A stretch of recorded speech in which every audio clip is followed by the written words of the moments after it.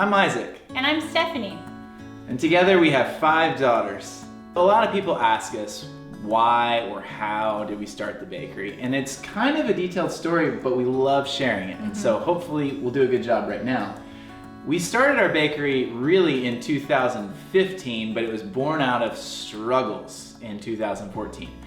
I was an accountant for 10 years. Stephanie was a stay-at-home mom and crushing that game. And on paper, our life looked really good. We had a nice house, we had beautiful kids, I had a great job with a lot of flexibility, but it was kind of crushing my soul.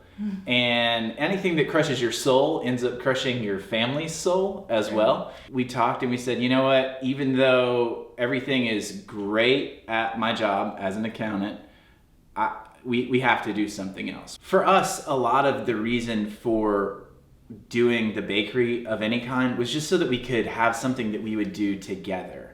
We really loved our life, but we really knew that what we wanted was to be together. And so it didn't really matter if we made a ton of money or just enough money. As long as we could be together, that was what we were excited about. That was the end goal. And so it was amazing. Even though I love baking, it was a matter of, I do love baking. Steph loves making things look beautiful. I'm terrible at that. And for us, this was an opportunity to do something that we both could unite on. We both have really great strengths and complement each other. And it's just an opportunity for our family to stay together and be together throughout the day. Instead of me leaving at 8 a.m. and coming back at 6:30 or 7 at night, we got to be together, which was extremely special. Over the years making babies, we learned that we actually work really well together. We're a great team. And we complement one another. And so looking ahead, we knew that we didn't want to be a conventional type of family. We knew that the whole, 8-hour shift grind thing wasn't our ideal situation. The girls wanted to see dad in the middle of the day. We wanted to be able to get up and move around and just have a little bit more flexibility in our days. So this was something that we wanted to do to venture out together. So it was 2014, December, and we were excited about our new plan. We went out for New Year's Eve, we hung out with some friends, and everybody was sharing what God was gonna do for 2015 and how we were all excited. And Isaac shared that he was gonna break into the wedding industry and he was going to sell cupcakes and cakes, and that's how we were gonna provide for our family. And through the discussion and the conversation, some friends suggested, hey, Nashville doesn't have any gourmet donuts. And that got us thinking. So we went home and Isaac began to research like he does. He loves researching, he loves using his hands, he loves to cook.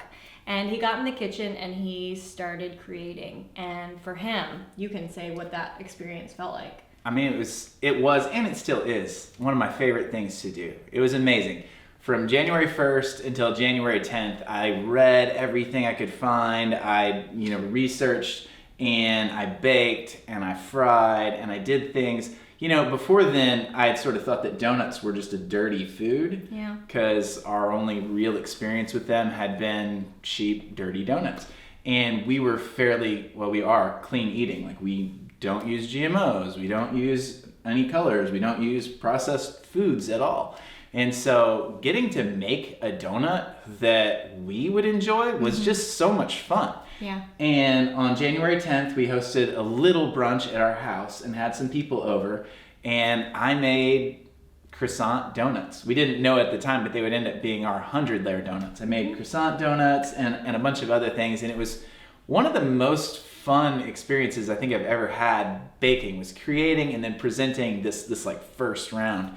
And I was a little bit nervous, but at the same time, I thought people would like it. Everybody at the table loved it. And Steph posted it on Instagram because she's awesome. And within an hour, a good friend of ours who had a coffee shop messaged us and said, hey, can you do that for us? And just like every young new business should, we were like, yeah, heck yeah, we can do that for you. When do you want it?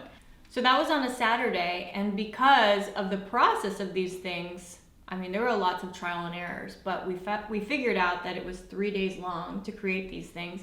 And so when we got messaged on Saturday, he said, "Can you do these for us starting top of the week?" And we said, "Well, it takes 3 days, so let's shoot for Thursday." And our first day in a coffee shop was 1 dozen donuts. And it At was on a Honest Thursday. Coffee At Honest in Coffee. Franklin, Tennessee. Mm-hmm. And I brought them in right before I went to work as an accountant and delivered them to the guy, and he was excited. And he called me about 45 minutes later and he said, "Dude, we sold out." They had never sold out of anything. They weren't even a coffee shop yet. They were just a little stand inside of a pretty quiet place in Franklin. It's True. busier now, but at the time it was a pretty dead place. And he said, "When can you do that again?"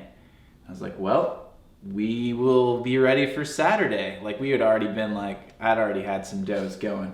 And we began serving there at Honest Coffee before anywhere else. So the type of donut that we made on that first day and that we're now fairly well known for is a 100-layer donut. It's a croissant dough donut.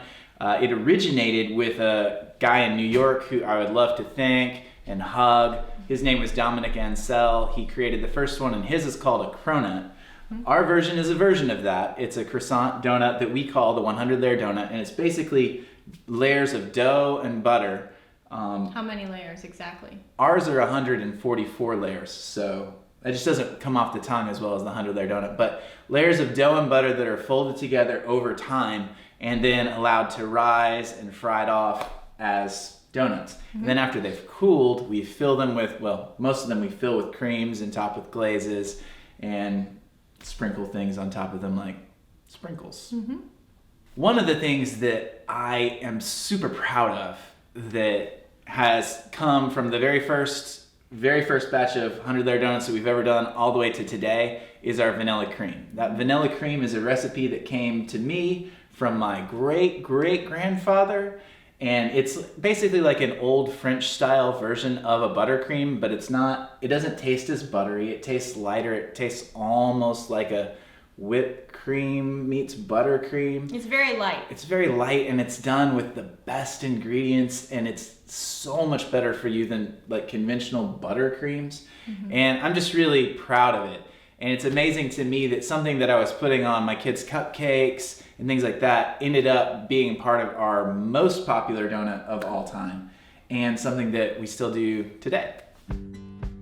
So when we first began the bakery, Isaac had the most insane schedule. He would come off an 8-hour day at his accounting job, get home about 6:30. As I was setting the table, he would be rolling out dough.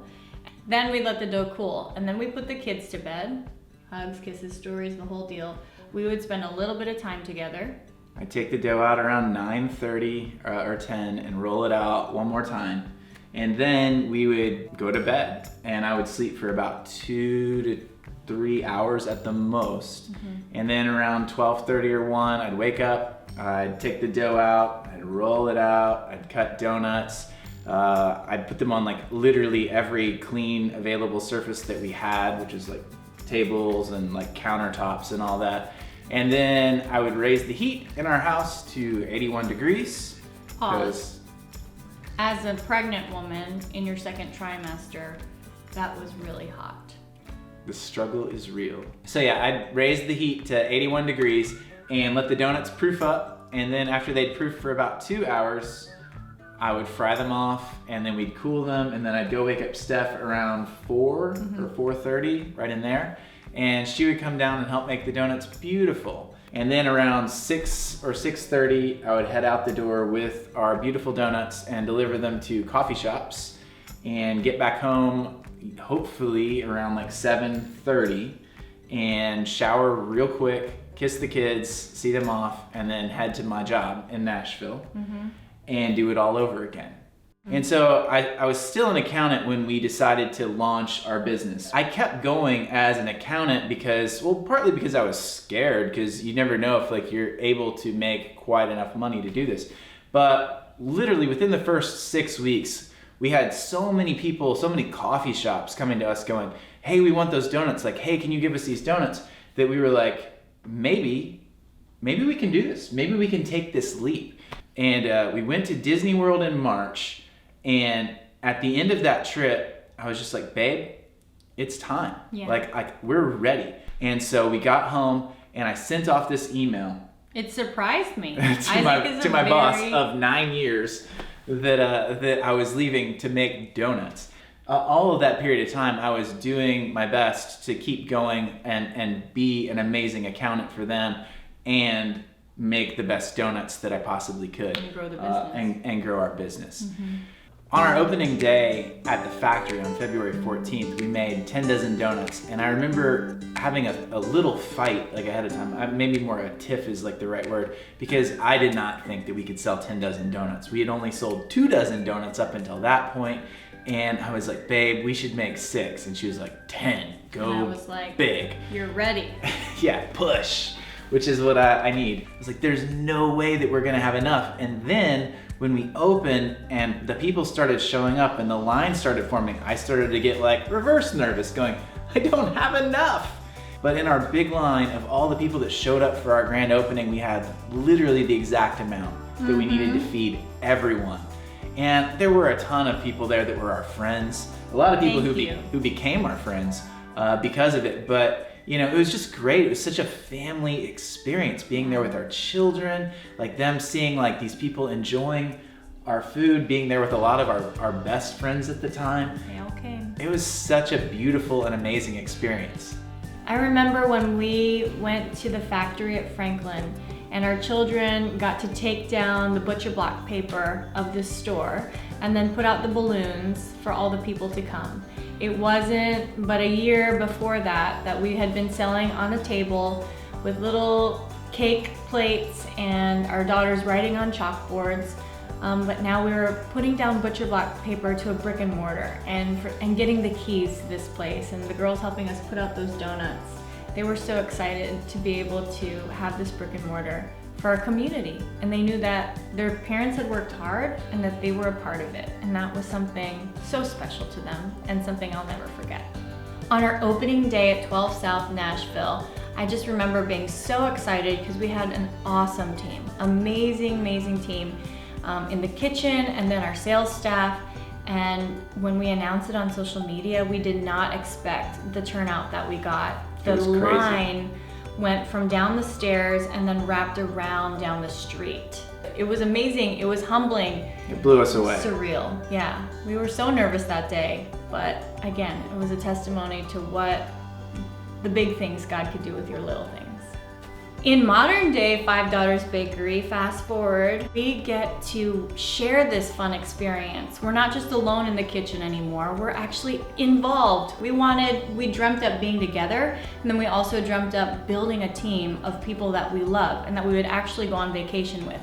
And that's exactly what we have. We're creating together, we're trying, we're failing together. It's pretty awesome. Another wonderful thing about being a part of the Five Daughters family is seeing the people who came to our table on those first days, seeing the people who remembered when I was pregnant and then they get to tell their Five Daughters story, or people who got engaged at our bakery or did a baby announcement at our bakery. You guys are all part of the family now. This is a community thing, and so together we've created something really amazing and fun, and that's something that we're really proud of because this is a great blessing to us, but the privilege to be generous and give back has been one of my favorite things. So one of the first things that we decided was to name the bakery Five Daughters Bakery, and right after that, the tagline, "Nothing is sweeter than family," was something that was impressed on Stephanie's heart, and that for me is such a joy to bring our community into. Mm-hmm. A lot of people have amazing family moments, and for us, getting to be just a part of that is one of the greatest joys in life. Mm-hmm. And so we want to thank everyone who's been a part of anything that we've done or invited us to be a part of what they're doing. Because we believe from our home to your home that nothing is sweeter than family.